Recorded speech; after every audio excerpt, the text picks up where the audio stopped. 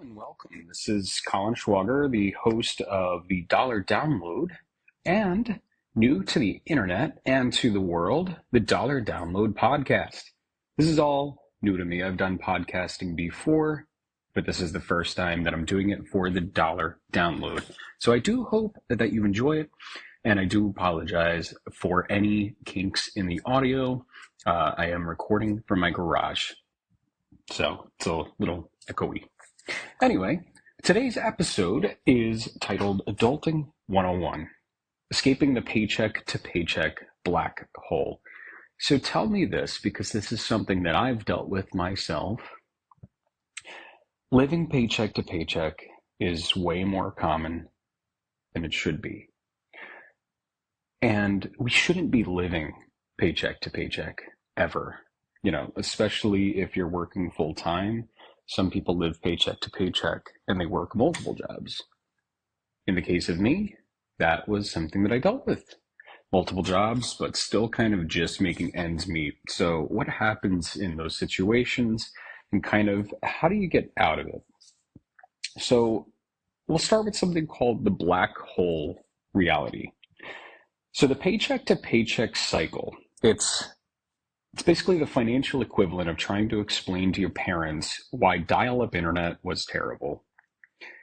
As much as we say we miss it, it was frustrating and it seemingly endless slog. So many millennials, I'm a millennial myself, we find ourselves trapped in this loop where income barely covers expenses. And so it leaves us with little to no room for savings or future planning. Everyone always tells us, save for retirement, save for college for your kids, save for this, save for that. So it's a reality, and it feels isolating and overwhelming for a lot of people. So if you've ever stared at your bank account with the same bewildered expression as when you tried to understand the ending of Lost, which sucked, by the way, and wondering where your money is vanishing to, that's the black hole reality. We've all been there, questioning if we'll ever escape the financial equivalent of a hamster wheel powered by pure existential dread. But let's be clear, this isn't a life sentence. It's a challenge, a complex puzzle that requires a strategic approach. We're not here to wallow in financial despair. We're not going to sit here and say, this is just how it is. It's not. I'm going to help you build a bridge to get out of this black hole. It's going to be like Tony Stark building a suit in a cave, but with less palladium and more spreadsheets. So how do we get there? How do we build this bridge? Well, budgeting. So let's tackle that dreaded B word, budgeting, because it's often perceived as this restrictive chore, like a diet. It's about deprivation. But a budget, when done right, is your financial GPS. This is the tool that's going to show you where your money is going. It's going to illuminate all the hidden expenses that are silently eroding your financial health. So think of it as like a financial autopsy. It's going to reveal the causes of your financial death, basically, your financial woes. Like when Scooby-Doo and the gang pull off the mask and reveal the real villain. So let's start by tracking your expenses. Every coffee, every streaming service, every impulse purchase of vintage Pokemon cards, log it all. So this exercise is going to reveal patterns to you. It's going to show you where you can cut back. And these seemingly small expenses, when tallied, can often fund a weekend getaway or make significant dent in your debt. And so, let's get to debt, actually.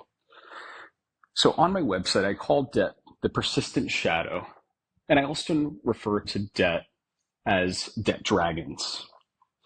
So debt is that ever-present shadow lurking behind every purchase. It's a major downer on your financial health. And ignoring it it's like ignoring a growing leak in your roof or in your pipes, or ignoring your Tamagotchi's beeping when you were a kid. Eventually, everything withers. So you need a strategy to get out of debt. You need a debt repayment plan, and it needs to be tailored to your own, financial ecosystem. So the first thing you're going to do is start by listing all your debts, from student loans to credit card balances. You're going to prioritize them based on interest rates and create a repayment schedule. So there's two things to consider: the snowball or the avalanche method. Depending on your preferences, either one is fine. The key is just consistency, sticking with it and staying disciplined in your plan. So that's the first thing you're going to do. And that's debt. Think of the small process. So the small wins, every time you pay off a bit of debt, you're closer to leveling up your character, like in a classic JRPG. Think Final Fantasy or Pokemon. All right, so with that in mind, you have your plan. Now, if you don't have debt or you've paid off your debt, now you can start building wealth, which is like planting seeds for the future. So building wealth isn't an exclusive club for the ultra rich. I think a lot of people think investing or becoming a millionaire is like exclusive to the 1%. But it starts with just skill, a habit, a practice that anyone can cultivate. So even millennials, who are often burdened with student loans and high living costs, can start planting seeds for their financial future.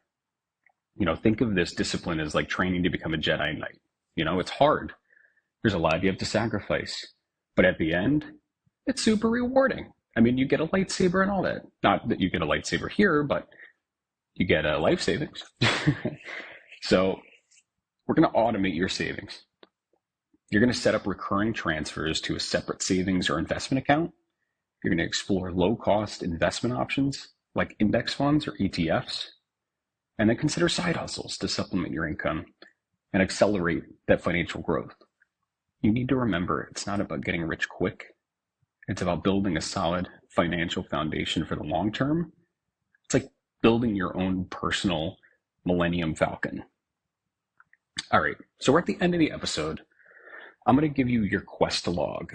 This is how I'm going to end every episode, essentially. So these are your financial objectives for now.